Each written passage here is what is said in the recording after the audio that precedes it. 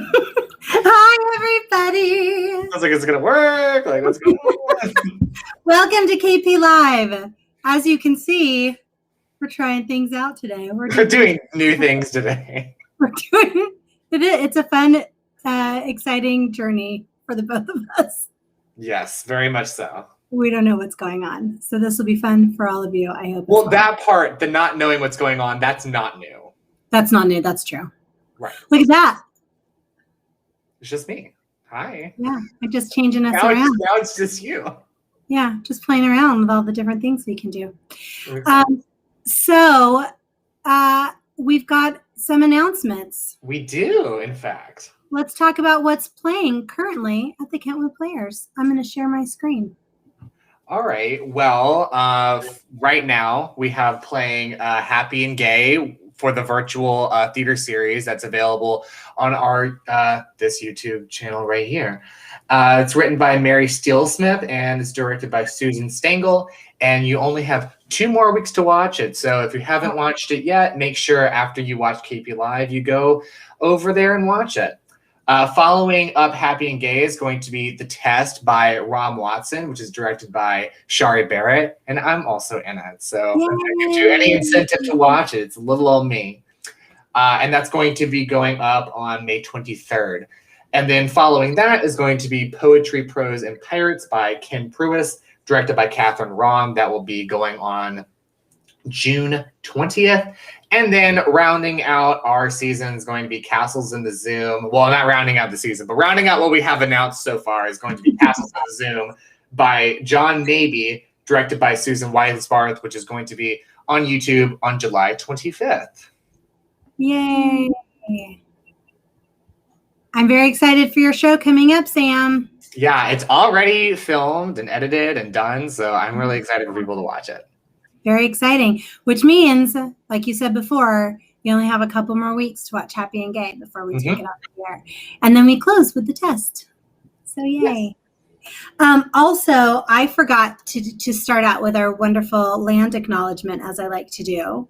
And today's interesting because the Sams and one of our guests are in Southern California, which is acknowledging the Tongva tribes, the ancestral lands of the Tongva tribes.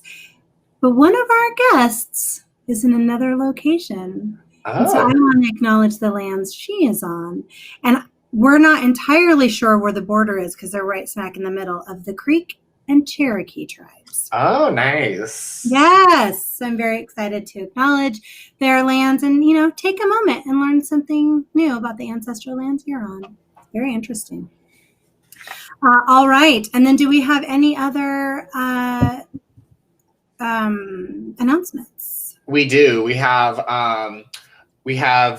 gruesome playground injuries from Little Renegade Productions. That information I can get to you quickly, but it's going to be, you can get tickets at littlerenegadeproductions.com, and that's going to be going up on May 27th for the one.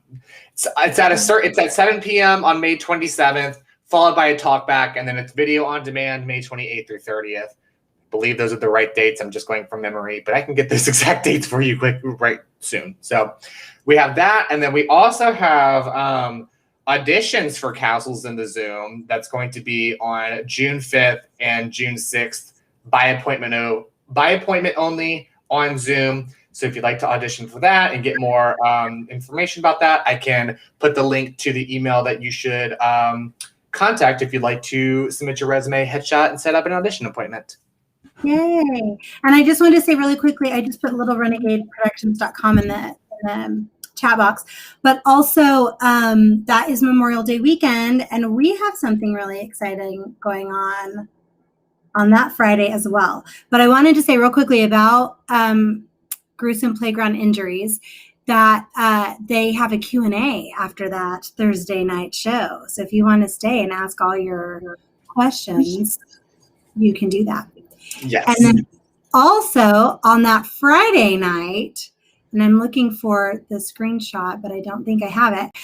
We are doing a really awesome benefit performance called A Night with Gilbert and Sullivan. Yes. And various Kentwood members are showing off their patter skills Oh, yes. From Gilbert and Sullivan. Yeah, we have a big group of people performing, so it's going to I be really just want fun. you all to know that I'm participating, and my song is 12 pages long, 3 minutes. I don't know how you learned that because I could not do that. It's a lot of words. I felt like Lin-Manuel Miranda. That's a good thing. He has more words actually than Gilbert and Sullivan. So yay. So that is Friday the 28th. It is free, but we are accepting donations, and I'm going to put in our GoFundMe page on there because we are doing some stuff in the theater, and we had to fix the roof. We had to replace some flooring. Some stuff happened during the pandemic. So we need all y'all's help. If you're in a position to help, we would be so kind and appreciative. I mean, we would be so appreciative of your kindness by donating to our Raise the Roof campaign. And I will put that link in the box as well. All right. Do you have any more announcements, Sam? I can't hear you. Are you muted? I was trying to message you to let you know how this looks and sounds really great. So I muted myself so that you wouldn't hear my keyboard clicking. I love it. Well, yay. So, okay. I am super excited about our two guests tonight. I love them both so much. And they are just amazing human beings that have raised other human beings into big people. It's incredible. And watching, I got to observe this as a participant and also as an observer. And they are just two amazing people. And they are also theater moms, which is a special breed of mom. Yes. So special Mother's Day, we're going to bring on my mother, Graciela Valderrama. Hello. And Miss Melody Rivers. Hi. Happy Mother's Day. Hello. Thank you. I was saying, and I mean this, you really are a special breed of humans because moms and dads, but today's Mother's Day, do a lot of sacrifice to get your theater kids to rehearsals, to learn lines, in some cases making costumes, inventing new makeup. The list goes on. Props, painting, sets, chaperoning. It's too much. It's too much. So I'm really curious for both of you how you tricked your children into getting involved in theater, or how did they trick you? Melody? Okay. Well, we owe our whole theater journey to Liz Reinhardt, whom I met on my very first day at Southwestern Law School. And, you know, you ask those questions and she's like, oh, you have children? Westchester Playhouse is having auditions for children. And I had heard of Westchester Playhouse because I grew up in Westchester. So I came home and I asked my boys, do you want to audition? Of course, I didn't explain what that was. And one of them said, no, I already know how to sing, dance, and act. And the other one said, okay. So I did not trick my kids into theater. About a year or two after Logan, who's my younger one, started with the Kentwood Kids, I joined a couple of the teachers to audition, no idea what I was doing. So my kid kind of tricked me. I love that. I love that. Oh my gosh. I also love, and I don't ask which one, I'll ask offline, which one was like, I already know how to sing and dance. Well, you know. I think I know, but I'm not 100%. Well, it was Lucas. I knew it! Yeah. So he's 20 and he does play the guitar, but you know, we weren't a singing, dancing, acting family. So he said that and I was like, okay, he's also the one who, when Logan really got into it and he was doing plays and taking classes, all with the Kentwood kids, and Lucas said, "Are they paying you?" And Logan said, "No." And he said, "Well, then why are you doing it?" And Logan took his face in his hands, took Lucas's face, and he said, "For the joy, Lucas, for the joy." Oh my goodness. Yeah. That is the best. Yeah. That is also right there. That's the reason right there. Well, great show, everyone. Thank you for all for Thank you for coming. We'll see you all next week. Oh my gosh, amazing. Mom, how did you get into theater or how did you trick Oliver and I into doing theater? I don't think I tricked you. I had to go to rehearsal and you had to come with me. If grandmother wasn't available to babysit or great grandmother wasn't available, you came with me and you did your homework in the green room, and it was just natural. It just seemed like a natural thing.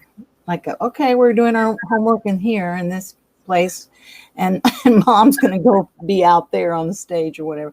But I mean, you all would watch. You were so well behaved, and then suddenly you were doing theater, and I didn't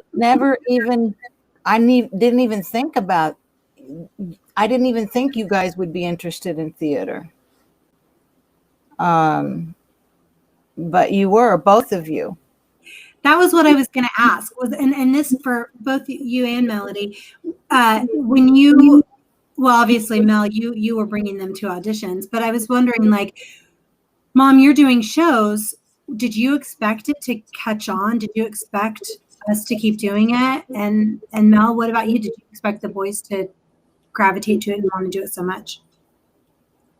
Well, Lucas didn't come into it until so I started doing it, and then it changed my whole life.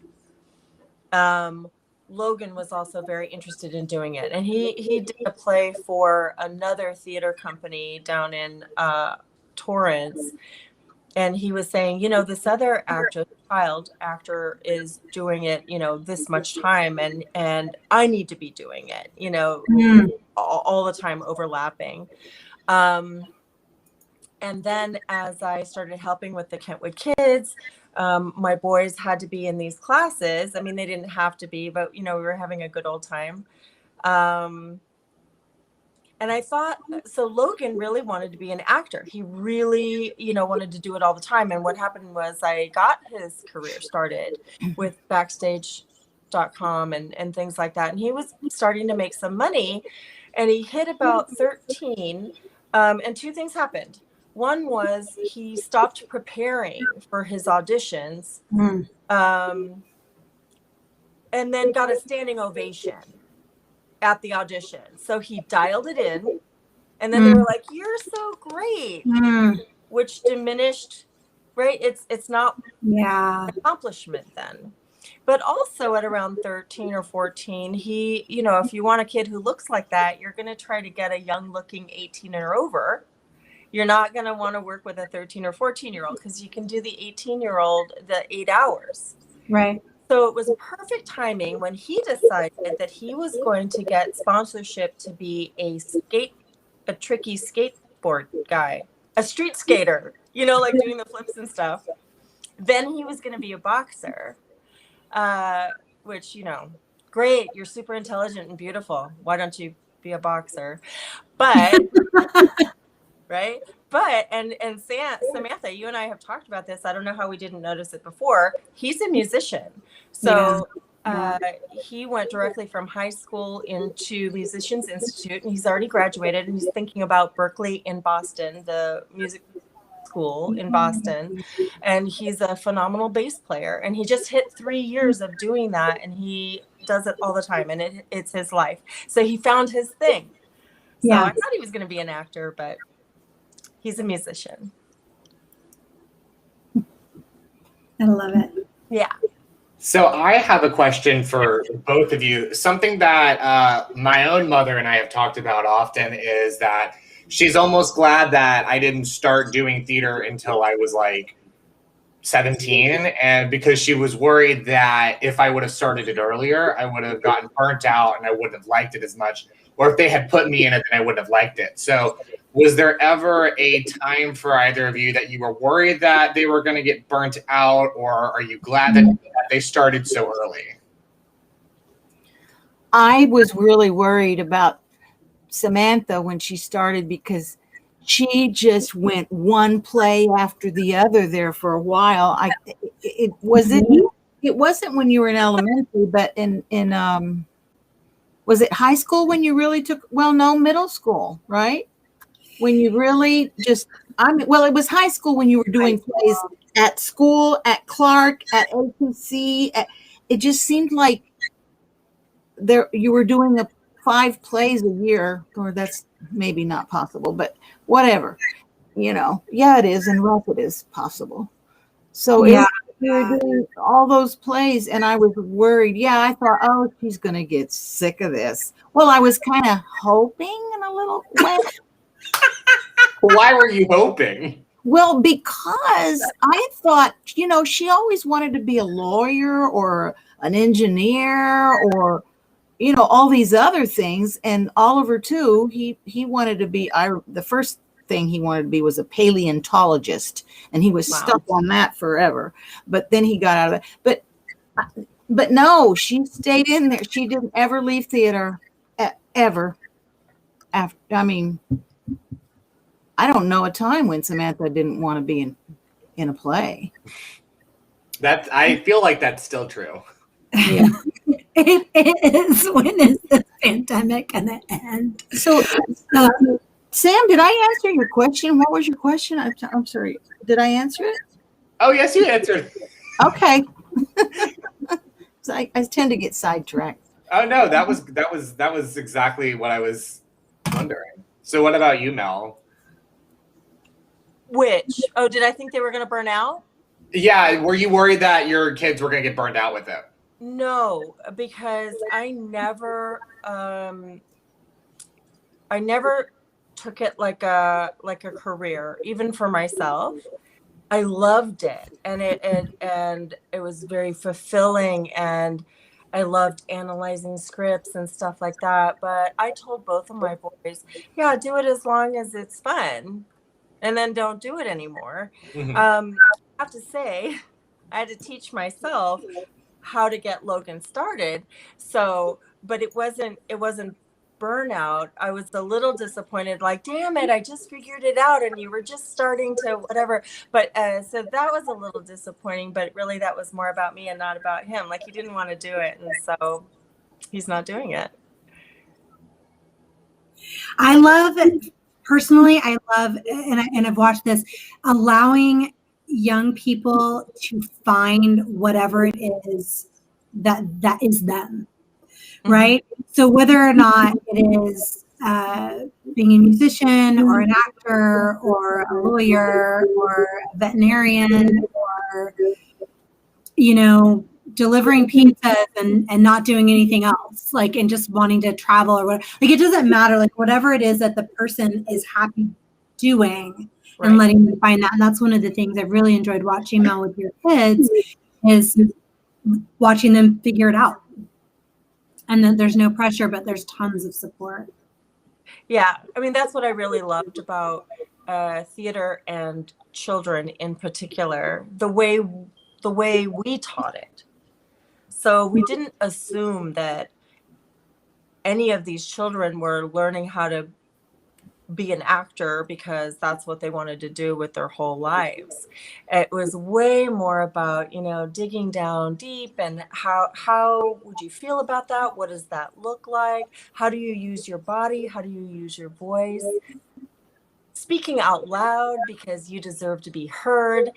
Also, the discipline, like backstage discipline and respect, how to treat your castmates respectfully, and your parents, right? Your parents without them, you couldn't do it. And actually, without you, child, they wouldn't get this experience either. So, yeah, I really loved that about the way we taught theater. Yeah, for sure. And so here's the other thing. As I said earlier, you guys pretty much became moms of the trade. So I know personally that I've seen each of you do things that maybe you weren't trained in. I will say this. Mom did get training in makeup, but I did my very first play. Well, my very first play technically was for the American Theater Company with my mom. But my first play that I was actually able to participate in the 5th grade, we were in school. We wrote it, and I played the squirrel. And everybody else, their parents did big red rosy cheeks and mascara on the boys. Everyone had the same makeup, which was some sort of foundation, big red rosy cheeks, and mascara. And I came in and looked like a squirrel, like a full-on squirrel makeup. And I was because my mom's from the theater. So I'm curious, how did you both learn these different things, like coming up with costumes and coming up with learning how to do makeup? And, was it just exposing yourself to theater or how? It was okay, thank you. So it was exposing myself, of course, exposing myself to theater, and also at one point in there, I learned at TU, and then I had this fabulous makeup book, that big brownish red one. What's that called? The makeup book? I literally think it's called Stage Makeup. Stage Makeup. Yeah. And I was fascinated with the way they changed somebody's face. I mean, completely. I mean, I was fascinated by that. And I always wanted to make myself or you kids look the part,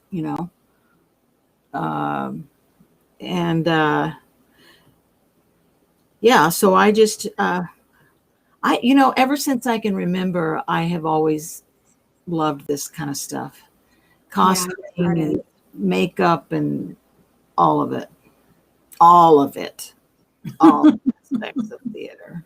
Yeah. So. Mel, what about you? Well, the first time I did anything at Westchester Playhouse, it was specialty makeup. And the person, Meredith Sweeney, who was running the Kentwood Kids at the time, I was one of the moms, and she was lamenting a little bit because we were doing Wizard of Oz and the Tin Man's makeup was quite involved. And I have to really hand it to her because I said, I do makeup. And she said, oh, can you do it? And she had designed it. But, she just had faith in me for no good reason. But it turns out that because I paint and because I've done makeup, I am not trained. But I could do it, work with the makeup that was there.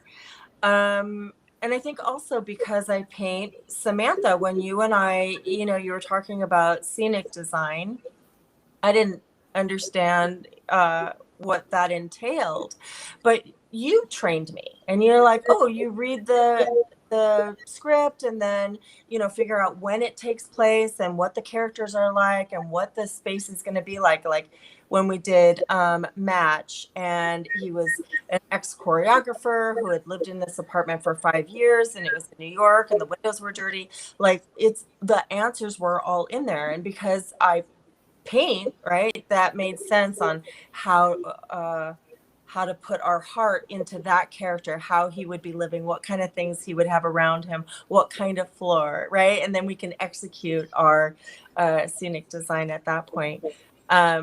So I'd have to say everything I learned from people I met in the beginning for years at Westchester Playhouse, really. I learned by watching and listening. And filling in that need. There's a need. Let's fill it in. That was one of the things I was super impressed with when we were doing Kentwood Kids shows, how many parents participated in the show and getting the show up, either bringing props and these are not theater people. These are not actors. They're not costume designers. These were not anything. They had other jobs outside of this crazy world, but they were so involved in helping the show to happen. Right. So I guess I'm curious, like, what motivates you to do that for your kiddos? Like, why is it not like drop them off? Phew, I've got 4 hours where I don't have to think about them. I could not do that. Well, I'm just so curious as to why. Like, what's the drive? What drives you to participate and to just be involved as well? I mean, I'm thinking, well, it was fun to watch. I think some theater moms do it for the camaraderie. I haven't been that kind of theater mom. I really liked watching the process, and also wanted to be able to help him if he needed help. So if I didn't know what was happening, I wouldn't be able to help him do it. And then later it was because I wanted it to be a more fabulous show, right? So I'm like, oh, I'm gonna make this prop, or I'm gonna whatever, put feathers on things or whatever, because it was fun, and it was like a huge group project that the children and the adults could do together. Yeah. I feel like, I'm thinking about, even as an adult mom, we should be saying Graciela, you're a guest on our show. They don't care. Graciela, It's Mother's Day. It is Mother's Day. That's right, Mom. Like, even as an adult, I remember I was doing a Christmas Carol during the holidays, and I was asked to play 2 roles. And then one day I had to understudy for Christmas Past. So I was playing 3 lead principal roles in A Christmas Carol. And Mom, you came there and like you were my backstage dresser. Helped me go, because it was like Charlotte, who's all clean and proper, and then I was one of the Violet, who is this beggar woman who makes Scrooge's clothes. And then I was Christmas Past. So, and I was, 25 plus years old at that time, which is the same age I am now. Right. Yeah. So, like, do you ever grow out of it?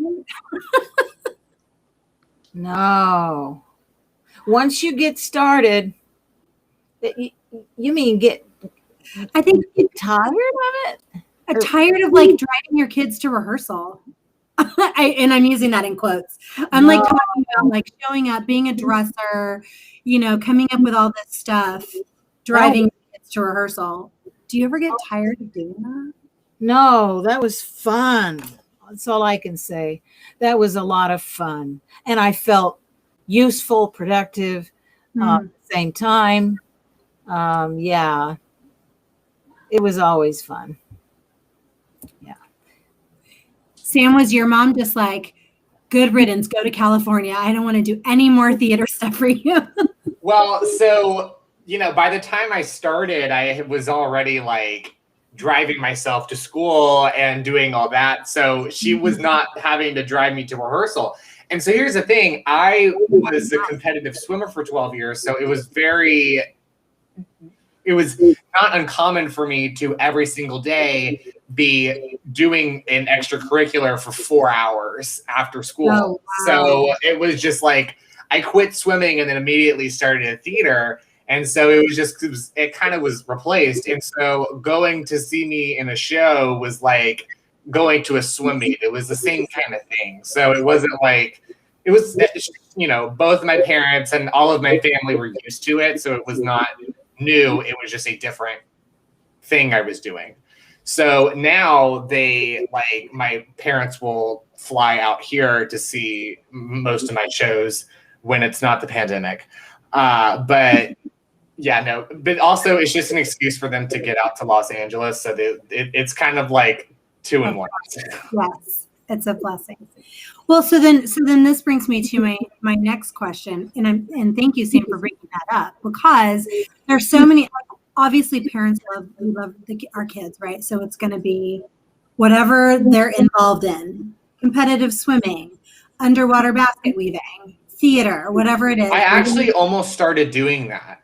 Underwater basket weaving. Yeah, I tried to convince my mom to let me do that, but she said no. It's an expensive sport. It is. That's what she told me. That's what she always said that growing up. But I feel like theater offers everything offers great skills. And what I've heard with theater is like it's kind of fun for the whole family. Everyone can be involved in some aspect. Is there something that you feel, Mel and Graciela, that theater brought to your children's growing up that they couldn't have gotten elsewhere? Or not, or maybe not. Maybe it was a hindrance. Maybe you wish they'd all been underwater basket weavers. I think Melody mentioned it earlier. It taught you how to respect. It taught you, you learn a lot when you're in the theater. I mean, you learn from how other people are and how your characters in the play are. So you learn about people and a little bit of psychology there. And I just think it was so sad. I think it was satisfying for you, for both of you, to do it. It was not only fun, but it was just satisfying, just like it was to me when I was a child and then as I grew up. And I want to mention something about stage moms. Oh, I was honestly going to ask about that. Yeah. Stage moms, they're a pain in the neck. I was itching to ask, how is the relationship with the other stage moms? I tried my best. Well, no, I tried my best to stay away and let the director and let the kids. I did not want to get in, no, wasn't going to do that. Or be all over my kid. Now you have to look perfect and you've got to do this and make sure you say that this way, or make sure you do this. Or what did you, I don't think I ever I never nagged Samantha and Oliver about I was not a stage mom. Let's just put it that way. I wasn't a stage mom. That hinders. It's not good. It's not. It hinders everyone. The child, really the director, the rest of the cast. It really ruins everybody's experience. We were lucky, Samantha. Well, you know what? I take that back. We did not cultivate that kind of society where stage moms were a problem. I think maybe once or twice, something with that flavor would happen, and the other moms were like, "Hey, don't." And I think part of the reason that didn't happen for us, besides the fact that there is some luck there, right? The people who come and bring their kids, but our focus was not on stardom or Right. grooming or something like that. Mm-hmm. Our focus was on performance and strength and trust, right? You have to have a system of real trust and mutual respect in order to achieve those performances that you want, And so we really didn't have a problem with that. And also, just very briefly on the previous question about the unique system that theater provides. So my kids are now 19 and 20, and in all of these years, I haven't found any other activity that levels the playing field and creates a true partnership between parents and children like this does.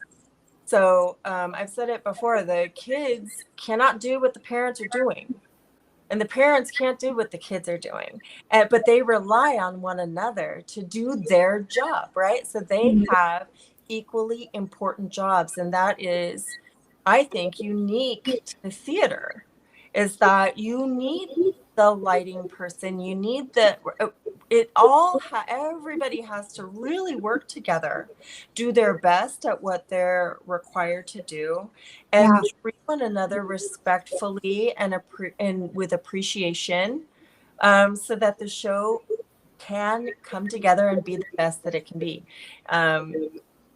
So I think we successfully, Samantha, cultivated that feeling in the Kentwood kids. And so we didn't have a stage mom problem. Right. That's a really good point. I feel like my parents, regarding like the swimming thing, they were like, it's your coach's job to give you the notes and all of that, and it's the parents' job to encourage you and keep you doing it and all of that. So, and then like none of my family ever did theater. So when I first told them that I wanted to do it, I was surprised that they weren't like, oh, nobody does that. Why would you want to do that? They were really supportive of me. And it helped because my parents both love theater so much that when they went to go see it, it was like, because they like theater, it was not like a stretch for them to go see it. They were like, it's just another excuse to go see a show. Right. So that's something that's helped me bond with my parents, is because they like theater and I'm in it. So it's something like that. That's great. That's what I felt like. Look, I'm in obviously a unique situation. My mom is also an actress. My brother is also an actor and a director as well as I am. So, obviously we're going to have support. But I feel like it's such a great opportunity for everyone to just be together, and it's entertaining. When you go to see, like when I went to go see Oliver in Bringing Up a Christmas Carol again, that was the first show he did that I was not involved in. It was entertaining for me.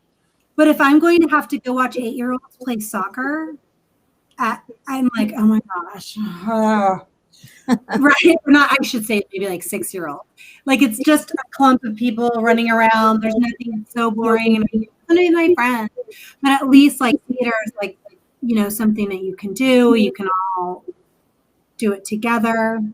Not to knock other sports. I love other sports as well. But so here's a last little dish before we log off. Were there any shows that were super painful for you to sit there? Or any project that your littles were in? You don't have to name names. See, this is my kind of question. I'm so glad you brought this up, because this is definitely my wheelhouse right here. Was there ever anything you were like, why are they doing this? Not mine. I don't remember. I really do not remember anything like that happening. Oh, yes. But it was through school.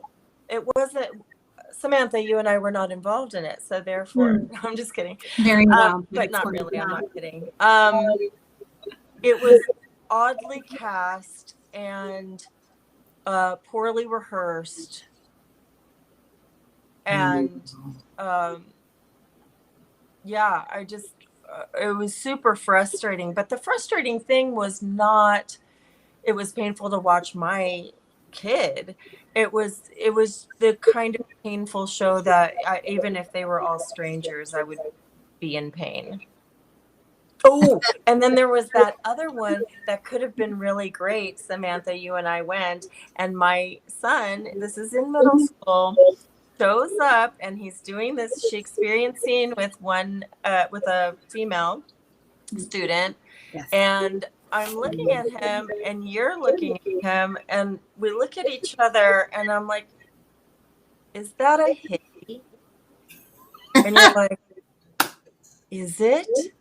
And we're both looking at him and he glances out into the audience and gives us the innocent, like, what kind of thing right before the scene started. And we're both like this.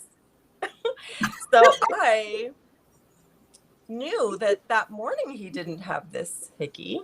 So I actually slowly turned and I looked at the whole auditorium, and like way in the back, standing in the door, was the daughter of someone I went to high school with. And she's looking right at me and she's like that. And I was like, mm-hmm. So that wasn't about the performance. It was about the pre-performance. That's right, the pre-show. Right, and then that mother came and was like, oh my gosh, I can't believe it. Can you believe, it had to be my daughter giving him this? And I'm like, she said, can you believe it? And I said, yes, and walked away. Yes. Oh my goodness. Oh my goodness. I just wanted everyone to know I never walked away with hickeys from doing theater, but I did have my third first kiss. Oh, of course. Was during a show, and it was not during a show, it was backstage. It was during a run of a show. Oh, why was it your third first? That was my question. Because my first kiss doesn't count because it was during a show. It doesn't count when it's during a show. Right, it's a stage. I'm not going to talk about my second first kiss, but my third first kiss was with Aaron Thomas when we were doing Romeo and Juliet. Oh, how romantic. Mm-hmm. Yeah, it was we were checking our props. Oh, okay. That sounds like a euphemism, but we literally were checking our props. Mom's like, I'm out. I don't want to hear this. Am I? She knows the story. Yeah. The things that, loved Aaron. that your mothers will put up with. Aaron, she loved Aaron. Aaron was amazingly talented and wonderful, and I sure do miss that guy. Oh, yeah. May he rest in peace. Yeah. Performing Shakespeare for all the angels now. What was I going to say? Oh, Mom, did you see A Midsummer Night's Dream? Yes, but you know what? I do not that I'd forgotten that one. You're right. Yeah, I'd forgotten that one. Oh my. I mean, I can understand why you hated it and you found it, but I mean, I think I vaguely remember that show, and I remember enjoying enjoying it in pieces. Like in scenes. I'll say this for moms. And I'll say this too, because my mom was never one to say like you're the you did everything perfect. Like, No. You know what I mean? She's always not critical, not like stage mom harsh. Like you messed up on those dance steps. Your kick was not high enough. Nothing like that. But it was like she very tactfully would find ways to identify areas I could focus on, or things like that. But I do remember also you enjoyed so many things. Like, you don't have to come to this. Oh, yeah. I loved it. Okay. Yeah.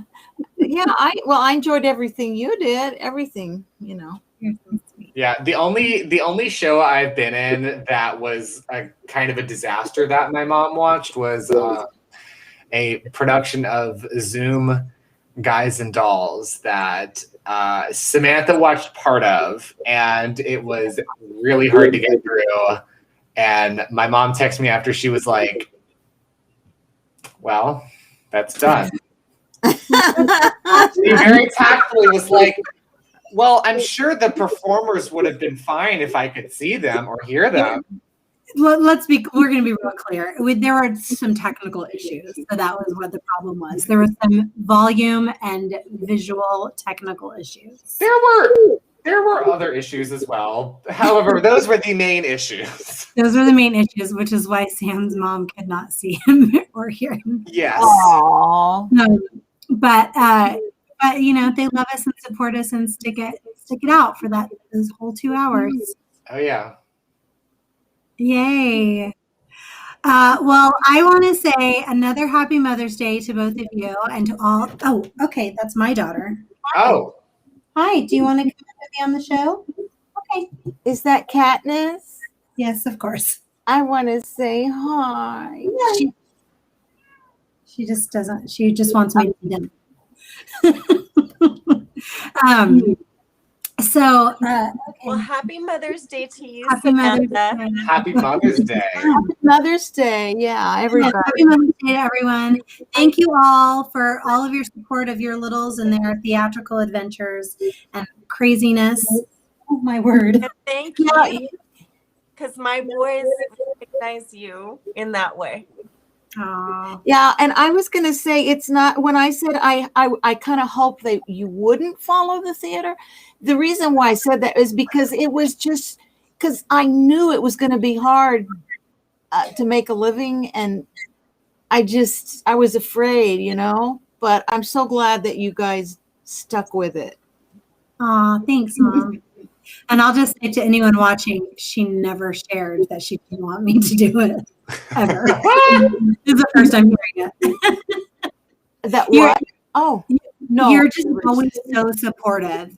And, you know, like I went to theater conservatory and, you know, I can see a lot of parents being like, oh, you should have a fallback plan. And oh yeah, no, Oh, I yeah. don't do that. Mom was like, nope. Drove up to St. Louis to see my shows and the whole nine. So Yep. And my kids have always been instrumental in inspiring me. I think the reason why I'm still acting is because they just won't let me stop. that's They true. won't. Yeah. She's tried to retire a few times and I keep saying no. That's what happens. Well, the day I blank out on stage It's your own fault for being so and start talented. improving everything, then you'll You know. think that's Oh. a deterrent? you are in for a rude awakening. Oh yeah. I think everyone would pay to see that happen. Absolutely. Well, anyway, I want to say thank you, everyone, and thank you all the mothers out there. Have a happy, wonderful Mother's Day.